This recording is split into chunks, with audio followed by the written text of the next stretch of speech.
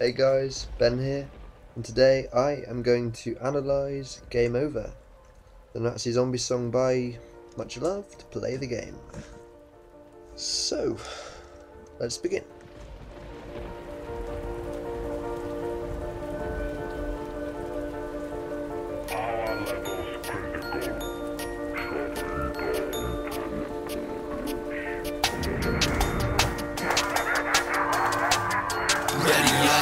Okay, so at the beginning there, right after the opening to Dairies and the teddy bear from the box, you hear "Ready Up," which is really cool because it's obvious what people say in online lobbies before a game starts.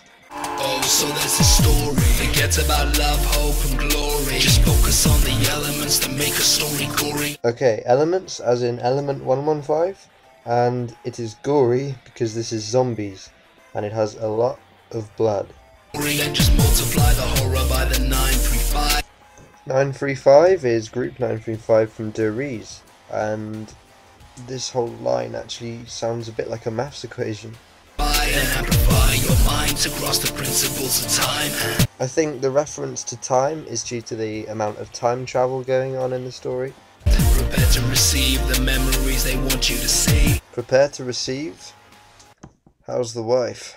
And understand that all your other memories are floating out to sea. And that's the soliloquy of disharmony. That whole bit is talking about lies and the truth just getting covered up more and more.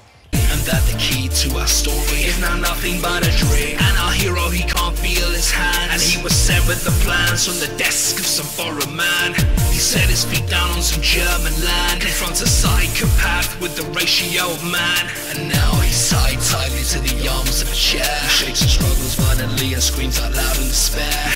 Now I could be wrong, but what I got from that was it could be talking about Alex Mason, because he's tied to the chair on the main menu. But I'm not quite sure what he has to do with zombies. He does see the zombie screens, I guess. And the psychopath he mentioned has to be Richtofen.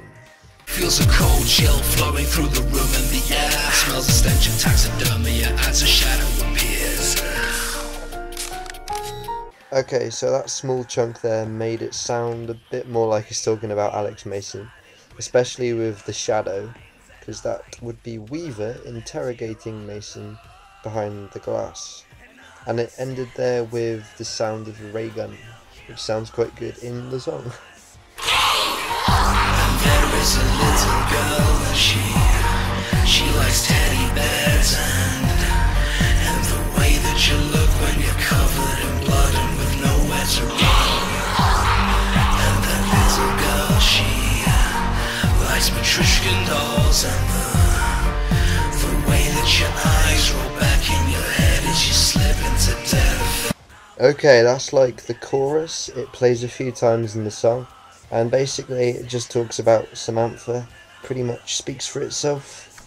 She likes teddy bears, she likes Matryoshka dolls, I can't even pronounce that word. Welcome to the jungle of the rising sun, the first taste of hellhounds and the lightning god. Talking about Shino Numa there, which is where the dogs first made their appearance, and also the Wunderwaffe DG2. Little Miss Maxis watches you as you indefinitely run. If you don't already know, Samantha is Samantha Maxis. Turning only momentarily to re-murder the dead. Okay, so you know when you're being chased by a massive horde and all you can do is run and occasionally turn to shoot? That's basically what this is talking about. And this is one or two of your earliest memories before the horrors that you witnessed in the hallways of Dairies. Okay, so this could be talking about Samantha and the way she's young and doesn't have many memories. Or it could be talking about the way Dempsey, Nikolai and Takio were used as test subjects by Richtofen and lost all their memories. You find your partner Eddie stumbling his words, making out he's never heard of linking drill-inspired diodes. Edward Richtofen is Eddie, and Eddie is a liar. A big liar. At the core of the story as the lines begin to blur, the addition of continuums makes only for absurd. So now moving on from Dairies to Kino de Toten. This part of the song is pointing out how silly and lazy the time travel is. Twists and turns as you land inside the land of propaganda, where Nazi wartime fashions litter all the walls and banners, hang proud from the ceiling covered in dust and decay, leaving 3 war criminals outnumbered and afraid. It just basically described Kino der Toten. The propaganda is the posters on the wall for the movies, and there are Nazi swastikas everywhere, because it is a Nazi cinema. They put their trust in the hands of an egotistical, mesomaniacal liar with the sole intention of controlling the moshes with his mind. So as you know, Dempsey, Nikolai and Takeo are just forced to trust and rely on Richtofen, even though he probably has some quite evil plans. And in the background now is Samantha's bit again, same as before.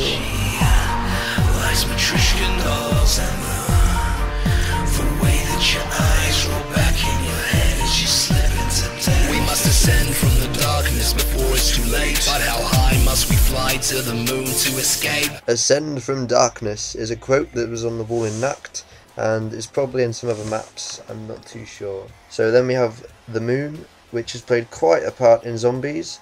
People say the moon has element 115 on it, so the moon could be the next map. And knowing Ben, if it's in the song, it's going to be the next map. The talk of the moon could also just be referring to Ascension, of course. As we leave super heavy elements in some US state, focus solely on maintaining on your Pentium's fate. So as you know, element 115, being an unpentium, fell from the sky in a meteor. The main chunk hit Tunguska, but the tinier pieces scattered around the world in a few locations, like Shinonuma and Shangri-La.